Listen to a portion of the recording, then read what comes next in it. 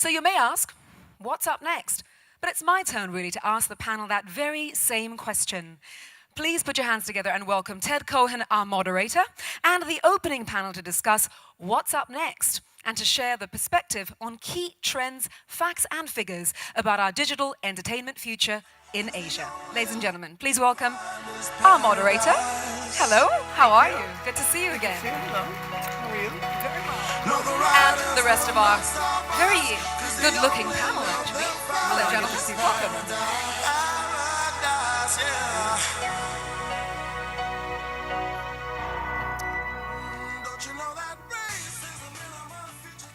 Hi, everybody. How are you today? Welcome. Welcome back to Singapore.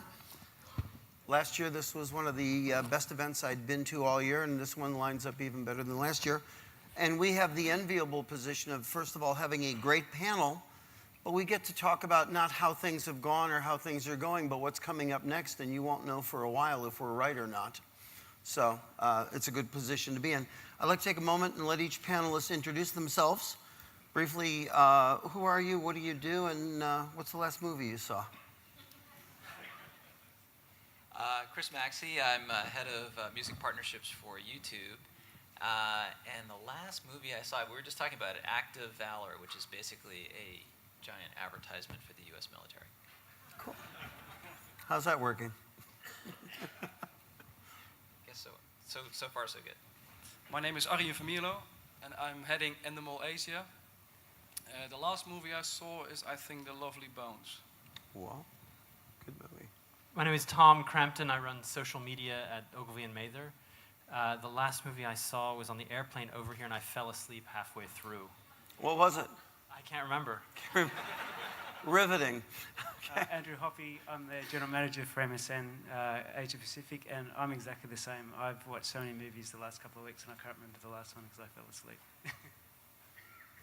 Manjit? Sanchit Sangha. I am partner with Mindshare, and the last movie I saw was Toy Story for the 10th time with my daughter last night. Yeah. Scott Levy. I'm the managing director for NBA Asia, and the last movie I saw, which actually, Ted, one of your favorites, The Avengers. I walked out 30 minutes before the end of it. All they had to do was fix that hole in the sky, and they could have solved it real early. Or just close that hole. They stop coming out, the movie's over.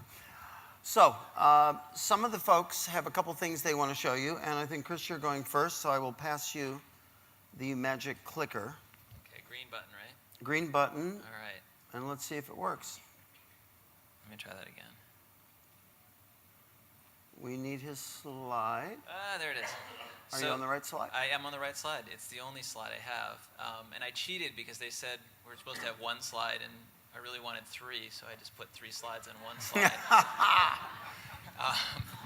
So let me just run through this really quickly because I didn't really know what to say in terms of trends. But when we look at YouTube and we look at what's going on, and in terms of the theme of closed to open, if you looked in the U.S., and I know we're not in the U.S., but if you looked in the U.S. back in 1980, there were really 4 broadcasters with 100% share of voice. Today, clearly, in the last 30 years, things have changed quite a bit. Cable's taken 30 years. Cable and satellite have taken 30 years to catch on. There are now hundreds of channels, and that really has changed the economics of the business fundamentally in terms of consumer choice. And if you look at consumptive patterns today, 75% of cable subscribers are actually watching things other than those 4 original channels. I want you to hold the mic up. Oh, sorry. It's great. One of the things we have here that's really great, this is the most interactive conference you'll ever be at. We get messages on the screen. The guy says, get me a sandwich. There's different things that pop. This now says, please hold the mic up. Oh, I didn't even see that. Okay, now he's going to write something else in a moment, say, but go ahead. Don't hold the mic too close. Okay. So, anyways, in terms of consumptive patterns, I think what we're also seeing is an acceleration of this openness. So what took 30 years in cable really took 10 years in broadband to catch on. And if you look at web video, YouTube's about 7 years old. I'd really say the last 5 years have been telling. Today, 90% of internet traffic is really comprised of web video. Why is that important? Because it's changing the distribution opportunities for musicians, for other types of content. And that really gets to the bottom of the slide. So, you know, a typical video on YouTube today, if it were being consumed, say it was 55 million views, we'd have 30 or so million, 35 million being consumed through the PC, 5 million or so being consumed through connected television sets, and that category is obviously growing rapidly, you know, 500 million or so in the market. Tablets, a growing category for us, maybe 5 million or so views, and then mobile phones, another 10 million views.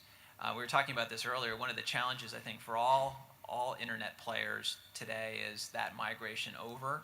It's a challenge and an opportunity. Migration over towards smaller devices, and what do you do when you're an ad-supported platform to make sure your advertising stays relevant and that you can maintain the same economics in your business. When it comes to music, however, we also see a new opportunity that going back to the analogy I mentioned in 1980, which is, or even in 1990, for music consumption, the options were pretty limited. I grew up with MTV. I thought it was the coolest thing I ever saw. I watched way too much of it, hours a day. But really, it was one channel, and then VH1 came along, and then MTV2. However, today, when you look at the openness of channels and the fact that we're connecting, not just YouTube, but all other video players are connecting into the living room, we're now able to take share away from other consumption that would happen in the living room, whether that's sports, sorry Scott, or film, whatever it may be. So I actually see a lot of promise for the music industry with this new distribution medium. Thank you. You're up next.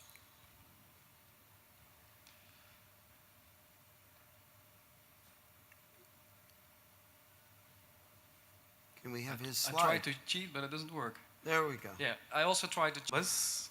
But I'll try and put a different spin to my presentation here, because I guess lots of the data trickles which are being talked about in social, in TV, in Bing and search, etc., create a large opportunity for marketeers and for producers. But the opportunity can also be a threat.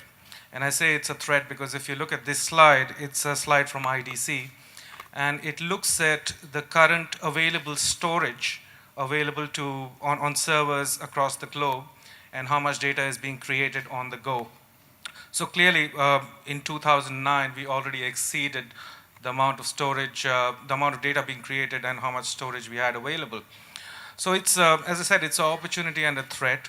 As people create content on their own, user-generated content, social feeds, all come together to give you intelligence which is sensible enough for you to make informed marketing decisions on. And those marketing decisions straddle way beyond your digital strategies. It can go to your product development, it can go to your content development, your creative, etc., etc. And lots of folks who are exhibiting certain kinds of behavior in search, social, YouTube, etc., etc., are leaving trails of data behind, which are extremely invaluable for marketers and for producers. I say for producers as well because there is a huge degree of popular culture which is being reflected through these data streams, which if captured and harnessed well, can be fairly strong production capability drivers for lots of the content companies. On the flip side, if you look at the marketers' know-how, if they can gauge a trend before it happens by listening and capturing data at the right sentiment and the right moment, you have a killer app there because you are looking way ahead and talking to your customers in real time. So in effect, what we are looking at is a data-driven society where people who are creating content, people who are looking at advertising within those streams can use some of these behaviors exhibited by users to market themselves and to create content. Okay. And last but certainly not least, Scott. There's a lot of pressure with that clock going down when you go last. You know, you're That's watching as fine. everybody talks and running out of time. You can have the whole 27 minutes. Go ahead. Because you can talk about the NBA Finals now. So. What So- happened? What happened to the Lakers? Yeah, I'm here with you. I didn't actually see the game, but Okay. we have Oklahoma City and San Antonio in the conference finals. So we'll be in one of those two cities. And I will be in one of those two cities as opposed to LA. The NBA has a wide and diverse fan base, and when we consider digital, we're looking at global opportunities, but also local applications for those opportunities. Digital really sits at the center of everything that we do. And our focus is to engage our fans and to figure out ways to involve them in all of our business lines, and we focus on digital. So we start with the way we apply our video content, and NBA.com is the center of our digital strategy. On a monthly basis, we have about 1.5 billion page views, about a billion video views, and 1.1 billion mobile page views. So it's quite an aggregate. It's a pretty big audience on a global scale. But similarly, we have to approach the local audience as well. And when we communicate the NBA's opportunities, it's really about a local strategy. We just recently launched NBA.com Philippines, which is our 13th local website, 6 of which are in Asia. And having that communication base to be able to interact not with a translated NBA.com site, but with a local site that has local reporters, local stories, coverage of our local events, allows a much better communication base for our fans. The NBA has also always been playing a leadership role in social media. We have, in aggregate, between Twitter and Facebook, over 260 million Facebook followers, Facebook likes and Twitter followers, with 350 of our players and legends having Twitter handles. We just recently launched Pinterest and Tumblr sites. We have actually T-shirts, so crossing over to retail with our player handles available, and we continue to expand our presence within the social media space. We actually have way more followers than Lady Gaga does. So in aggregate, when you add all things together, and in fact, Indonesia is our 4th most popular site in the world. So we're having no problems in Indonesia. Even to see how integrated we are into social media, I should probably click up. My first slide wasn't there, so I'm not sure if the rest of my slides are there. I think there might have been some editing going on back. See, the time slot, they took out all my other slides, so This is it. I'm going to have to go with this. All right, so you can pass that It's back. been modified to fit It clearly this. has been modified. So, we're so integrated into social media that the Twitter mascot is actually named after an NBA legend. So anybody wants to look that up, I don't know if you're connected in here. I'll wait if you want to look it up. No. Yeah, actually look it up in the next panel. This one's more interesting. So, our focus is using digital to connect all of our business lines. We have 1.6 billion viewers of NBA games on TV. So we have an app on Facebook that is called Game Locator. Wherever you are in the world, you can find through Game Locator the broadcaster, the time, the channel, and you can watch an NBA game and follow that match up there. Similarly, we make sure that all of our content is aggregated where people can find it. So we've recently launched NBA.tv, which is where all of our video lives. And you can watch, we have a League Pass product that is complementary to our TV product, and you can access every NBA game, either live or on demand, and follow the NBA through that application. So This is a paywall application? It is a paywall application. So, it's all, being in the US, you can access almost every game on TV, either through free TV or cable TV. But here you have different levels of integration, whether it be on free TV, cable, satellite, and then also on the web. But we want to make sure our fans have the opportunity to watch every game if they're that interested in watching those games. We also have, as part of our video strategy, is just making sure people have the ability to watch and find our videos. We have over 500 million video views on YouTube. So there's an extensive amount of content that lives outside of the NBA.com universe as well. And then when we move on to merchandise, we have over 50 countries where you have the ability to buy product. Or actually, we have fulfilled orders in over 50 countries this year at NBAstore.com.